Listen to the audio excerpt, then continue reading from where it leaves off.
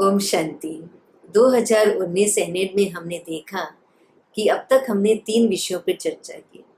एक था कि प्रेजेंट को कैसे हम एंजॉय करें और पास्ट को लेट गो करें। दूसरा था सकारात्मक दृष्टिकोण की पालना हमारे जीवन में करते रहें। और तीसरा था आभार व्यक्त करने का अभ्यास करते रहें। और आज बारी है चौथे विषय की, इसी एनेड में उसकी हम चर्चा करेंगे, और वो है सबको एक्सेप्ट करते जाएं, किसी को भी जज ना करें। सबको हम बड़े दिल से, प्रेम से स्वीकार करते जाएं।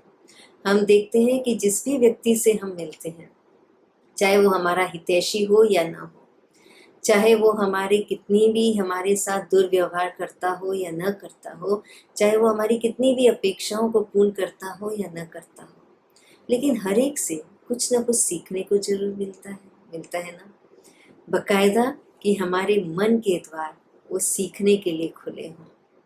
और हम देखेंगे कि हर मुलाकात हमें एक ऐसा गिफ्ट दे जाता है, और वो गिफ्ट है एक ऐसा आईना जिसमें हम अपने आप को देखें, हमारी स्वयं की जागरूकता का आईना, जिसमें हम स्पष्ट रूप से अपने आप को देखें कि हमने अपने आप को कितना स्वीकार किया है और नहीं किया है।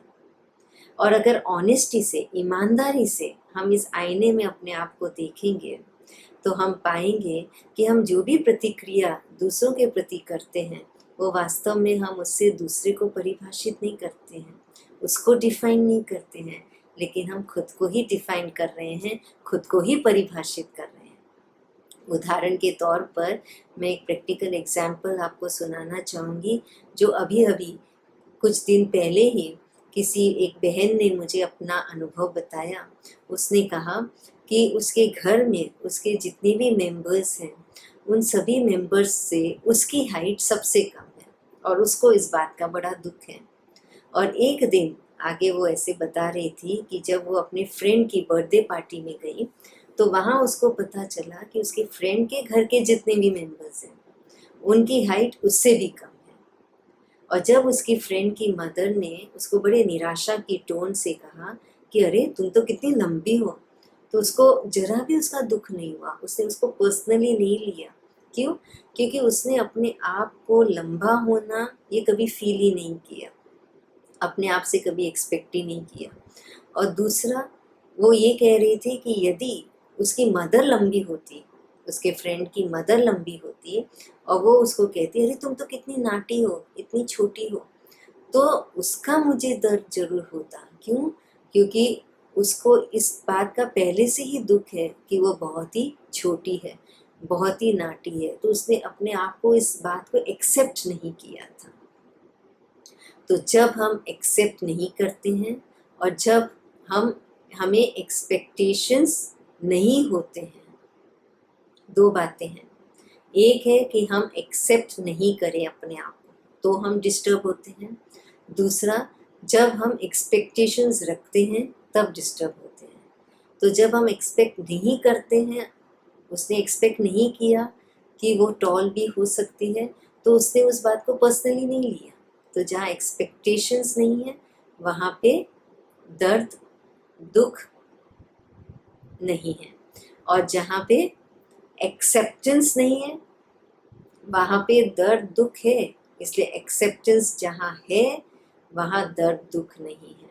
उसने अपने आप को यदि एक्सेप्ट कर लिया होता कि उसकी हाइट छोटी है, कोई बात नहीं, तो अगर वो लंबी भी होती फ्रेंड की मदर, और उसको कह भी देती कि अरे तुम कितनी नाटी हो, तो भी वो उस समय पर्सनली नहीं लेती, क्योंकि उसने अपने आप को एक्सेप्ट कर लिया होता। तो लेकिन एक्सेप्ट नहीं किया था, इसलिए उस बात को उसका दर्द हुआ। और उसने इस बात को एक्सेप्ट कर लिया था कि वो तो लंबी शायद है ही नहीं, तो इसीलिए उसको उसकी फीलिंग नहीं आई। इसलिए हम जज जो दूसरों को करते हैं, क्यों करते हैं, उसका क्या कारण है? क्यों? हम चाहते तो नहीं हैं कि हम किसी को जज करें, लेकिन फिर भी करते रहते हैं। तो क्या कारण है कि हम जज क्यों करते हैं?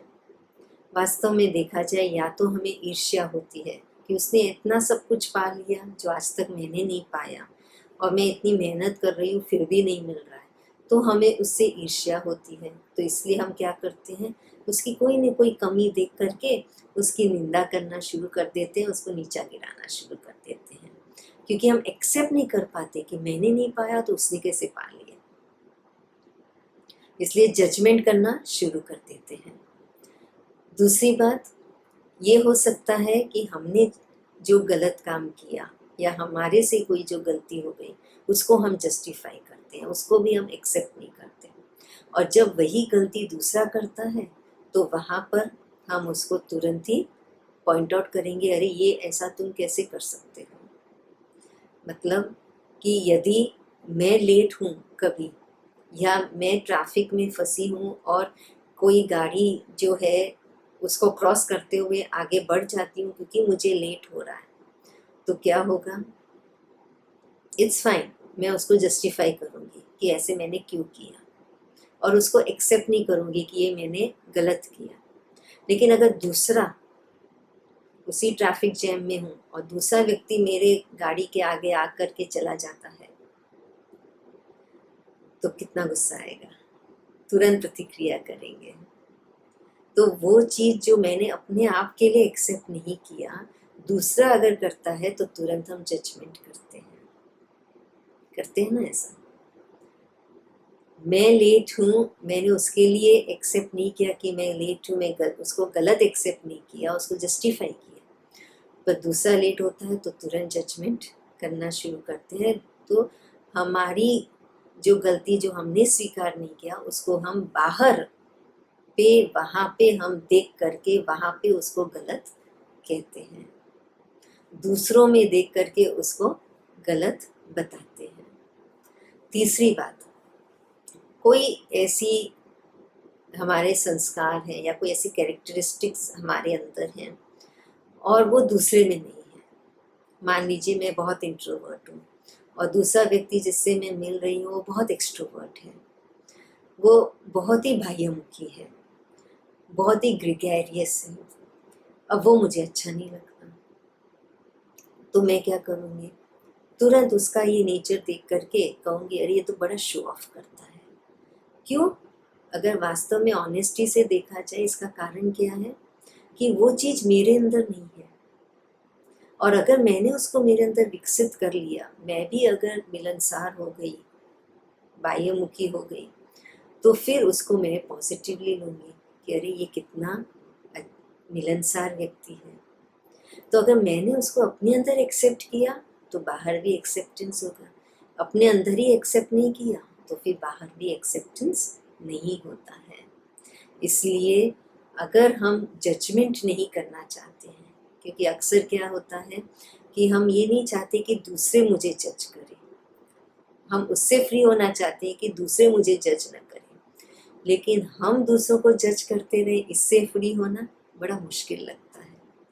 तो यदि हम चाहते हैं कि हम दूसरों को भी जज ना करें, उसके लिए ज़रूरी है कि हम पहले अपने आप को एक्सेप्ट करना शुरू कर दें।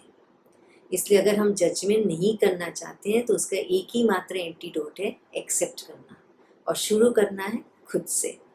अपने आप को एक्सेप्ट करते जाएं, क्योंकि अगर हम जज करते हैं दूसरे को तो उसका एक ही कारण है, और वो है हमारा खुद का अभिमान, ईगो, जो अपने परिवार के साथ आता है, जिस परिवार के सदस्यों के नाम सी अक्षर से शुरू होता है, अंग्रेजी का सी अक्षर। सबसे पहला कंपैरिजन, हम कंपेयर करेंगे अपने आप को दूसरों के साथ, इसके पास ये है मेरे पास ये नहीं है, और फिर कंपटीशन करेंगे, और अपने आप को अच्छा सिद्ध करने के लिए, सही सिद्ध करने के लिए कहेंगे आपको पता है मैं इसकी जगह पे होती ना तो मैं तो कभी ऐसा नहीं करती। और फिर क्रिटिसिज्म, आलोचना, और फिर उसके बाद लास्ट सी आता है कंडेम, निंदा करके उसको नीचे गिराना। और ये सब हम क्यों करते हैं? क्योंकि हम खुद से सेटिस्फाइड नहीं हैं, क्योंकि हमारी मनोस्थिति अच्छी नहीं है। इसलिए ये सब करते हुए हम दूसरे को परिभाषित नहीं करते हैं, खुद को परिभाषित करते हैं, खुद को डिफाइन करते हैं। इसलिए अच्छा ये होगा कि हम अपने आप को एक्सेप्ट करना शुरू करते हैं, और जब हम अपने आप को एक्सेप्ट करेंगे तो अपने आप से प्रेम करेंगे, क्योंकि जब हम किसी को जज करते हैं तो हमारी प्रेम की ऊर्जा भी खत्म हो जाती है। तो जो प्रेम से भरपूर घड़ा होना चाहिए, जो हमारा लक्ष्य है जो 2019 का, कि हम एक संपन्न घड़े की तरह छलकते रहें, देते रहें औरों को, तो वो कब होगा? जब हम अपने आप को प्रेम से भरते रहेंगे और अपने आप से प्रेम करते रहेंगे, तो दूसरों को भी प्रेम करते रहेंगे और दूसरों को एक्सेप्ट करते जाएंगे। और दूसरों को एक्सेप्ट करने की ओर जब हमारे कदम बढ़ेंगे, उस तो हमें रियलाइज़ होता जाएगा, हमें ये एहसास होता जाएगा कि दूसरा व्यक्ति वो जिस भी घड़ी में अभी है, जिस भी क्षण में अभी है, जिस भी परिस्थिति में अभी है, उसके पीछे उसकी कोई कहानी है। एक बार एक ट्रेन में एक बच्चा जो है वो उछल कूद कर रहा था, कभी इस खिड़की से बाहर देख रहा था तो कभी उस खिड़की से बाहर देख रहा था, और बड़ा उसका आनंद ले रहा था जो भी देख रहा था उसका। तो दूसरा व्यक्ति वो अपना अखबार पढ़ रहा था, बड़ा परेशान हो रहा था इस बच्चे के साथ, कभी इधर वो उठ के बैठता है, कभी उधर उठ के बैठता है। तो वो उसके बच्चे के पिताजी को कहता है, भी अपने बच्चे को संभालो, जरा एक जगह बिठाओ। ऐसे कर रहा है जैसे पहली बार इस ट्रेन में आ रहा है, ट्रेन में ट्रैवल कर रहा है। तो उस बच्चे के पिताजी ने कहा कि भाई साहब आप ठीक ही कह रहे हो, कि अभी अभी मैं इसके आँख का ऑपरेशन करा के आया हूँ, अब तक तो ये कुछ भी नहीं देख पा रहा था, पहली बार ही दुनिया को देख रहा है, इसलिए सब चीज़ का आनंद ले रहा है, उसे खुशी हो रही है। जैसे ही उसने ये सुना उस बच्चे के बारे में, उस व्यक्ति का जजमेंट उसके प्रति बंद हो गया। उसने उस सिचुएशन को एक्सेप्ट कर लिया और आराम से अपना अखबार पढ़ रहा है, जरा भी डिस्टर्ब नहीं हो रहा है। कभी कभी आपके साथ भी ऐसा होता होगा कि जब आप घर में दोपहर का समय है, आप सो रहे हैं अपने कमरे में, आप देख रहे हैं कि आपके साथ में जो व्यक्ति है वो टीवी चला के बैठा है और बड़ा आवाज़ हो रहा है, तो आप उसको गुस्से से कहते हो, अरे देख नहीं रहे हो कि मैं सो रहा हूँ या सो रही हूँ, जरा टीवी का वॉल्यूम तो कम करो। और वो व्यक्ति आपको याद दिलाते हैं कि देखो नीचे ही आंगन में बच्चे खेल रहे हैं, उसकी आवाज़ आपको डिस्टर्ब नहीं कर रही है, और ये जो टीवी में चला रहा हूँ वो आवाज़ आपको डिस्टर्ब कर रही है। तो ऐसा क्यों हुआ? क्योंकि बच्चे खेल रहे हैं, वो आपको एक्सेप्टेड है, बच्चे हैं खेल रहे हैं, तो ये तो समझदार है, तो आप उससे एक्सपेक्टेशंस रख रहे हैं कि कम से कम इसको तो समझ होनी चाहिए कि मैं सो रहा हूँ, तो ये आवाज़ कम करे या फिर टीवी बंद कर दें। तो जहाँ एक्सेप्टेंस है वहाँ डिस्टर्बेंस नहीं है, और जहाँ एक्सपेक्टेशंस हैं वहाँ हम डिस्टर्ब हो जाते हैं, हमें दुख होता है, दर्द होता है।